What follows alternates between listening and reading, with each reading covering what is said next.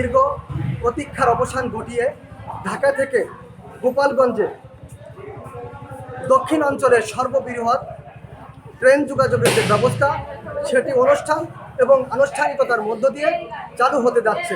আমার পিছনে যদি একটু দেখানোর চেষ্টা করি যে ঢাকা থেকে গোপালগঞ্জে অভিযাত্রী কমিউটার নামের প্রায় 700 আসনের নতুন এই ট্রেন চালু হওয়ার উচ্ছ্বাসিত গোপালগঞ্জবাসী।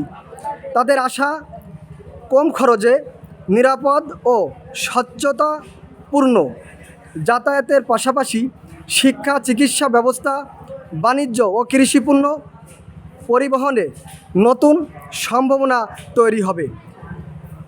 বাংলাদেশ রেলওয়ে সূত্রে জানা গেছে, আজ দুপুর 2টা 30 ঢাকা থেকে গোপালগঞ্জের উদ্দেশ্যে প্রথম যাত্রা করবে ট্রেনটি। সন্ধ্যা 6টা 45 গোপালগঞ্জে পৌঁছানোর পর সন্ধ্যা 7টা 25 ঢাকার উদ্দেশ্যে ছেড়ে রাত 10টা 25 ঢাকায় পৌঁছানোর কথা রয়েছে। গোপালগঞ্জ থেকে ঢাকায় ট্রেনের ভাড়া নির্ধারণ করা হয়েছে 145 টাকা, যেখানে সড়ক পথে যাতায়াত সাধারণত 600 থেকে 800 টাকা খরচ হয়। ফলে নিম্ন মধ্যবিত্ত মানুষের জন্য নতুন এই রেল সেবা বিশেষ সুবিধা বয়ে আনবে বলে মনে করছেন স্থানীয়রা। পাশাপাশি সড়ক পথের যানজট ও দুর্ঘটনার ঝুঁকি এড়িয়ে তুলনামূলক কম খরচে যাতায়াতের সুযোগ তৈরি হবে। কৃষকেরা কম খরচে কৃষিপণ্য রাজধানীর বাজারে পাঠাতে পারবে। এখন আমি কথা বলবো এখানকার স্থানীয় যে লোক রয়েছেন তাদের সাথে, যে আসলে আজ যে ট্রেন ঢাকা থেকে গোপালগঞ্জে ট্রেন যাতায়াতের শুভ উদ্বোধন অনুষ্ঠিত হবে, সেই ক্ষেত্রে আপনার মনের অনুভূতি একটু যদি বলতেন।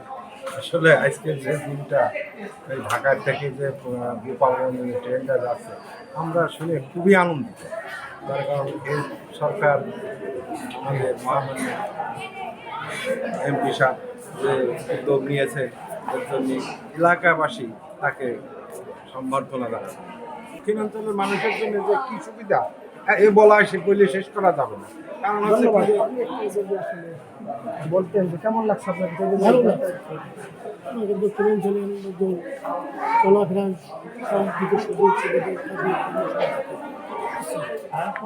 সকালে যে এসে আমার কম খরচে কম সময়ে ঢাকা থেকে গোপালগঞ্জ যাতায়াতের ব্যবস্থা হওয়ায় খুশি গোপালগঞ্জের সর্বস্তরের জনগণ। এই ছিল আমার কাছে গোপালগঞ্জ থেকে ট্রেন চলাচলের সর্বশেষ সংবাদ।